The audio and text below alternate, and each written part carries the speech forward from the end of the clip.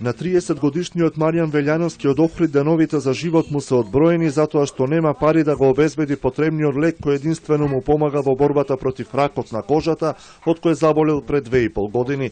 Операцијата за отстранување на бемка кај пластичен хирург без претходно да биде направена биопсија, наместо да биде рутинска како што очекувале лекарите, предизвикала прогресија на рак кој брзо се проширил на лимфните жлезди, поради што за кус период бил подвргнат на уште 3 операции. Последната била неуспешна, пошто му било понудено лекувањето да го продолжи со хемотерапија, што тој го одбил, затоа што дава минимални резултати кај меланом, што подоцна се покажало и во неговиот случај. Борбата за живот Маријан ја продолжил во Словенија, каде лекарите предложиле испитување на брав мутација на ген, а подоцнежните тестирања во Македонија утврдиле дека е позитивен и може успешно да се лекува со веромуфанип таблети, со кои шансите за продолжување на животот се до 70%. Нив ги нема на позитивната листа, а неделна доза чини 125.000 денари. Благодарение на хумани охриѓани, Маријан успева да собере околу 30.000 евра и да започне со лекување. Тумор маркерите ми беа 2,2, а референтна вредност е 0,100, а кај мене беа 2200. После првиот месец земање, еве го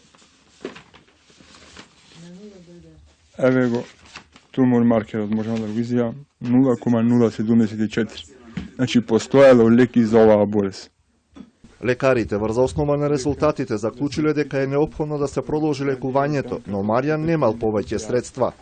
Тие што беа собрани парите, сите до денар ги дадов. Успеав 3,5 месеци да го користам. Ево, имате сведоци, јас не сум сам. Луѓето ме гледа, јас се испев, јас бев нов човек. Ние успехме појново се роди детето. И кога немав повеќе средства, јас ја прекинав терапијата и болезна ми се повтори. За помош пациентот се обратил до Министерството и Фондот за здравство, од каде бил информиран дека лекот не може да му биде обезбеден. Во врска со барањето на осигуреното лице МВ, станува збор за набавка на лек кој не е на позитивната листа на лекови. Би сакале да информираме дека фондот нема, согласно членот 9 од Законот за здравствено осигурување, начин и методологија за утврдување и донесување на листата на лекови кои паѓаат на товар на фондот.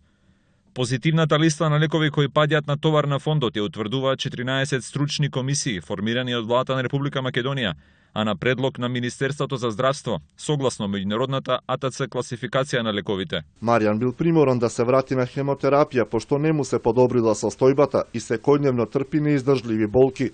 Но овој татко на 2 малолетни деца вели дека најмногу од се го боли што државата не се грижи за тешко болните граѓани, посочувајќи дека лекот кој може да го спаси неговиот и животите на многу други луѓе е на позитивна листа во некои соседни земји како Бугарија, Албанија, Словенија и во ЕУ.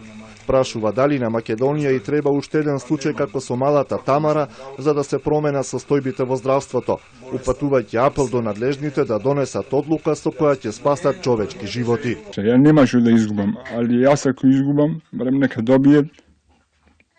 Луѓето што се болни од меланом нека добијат, пошто лек имат. И лек имат, али не се обезбедуваат, не се стават на позитивна листа кај нас.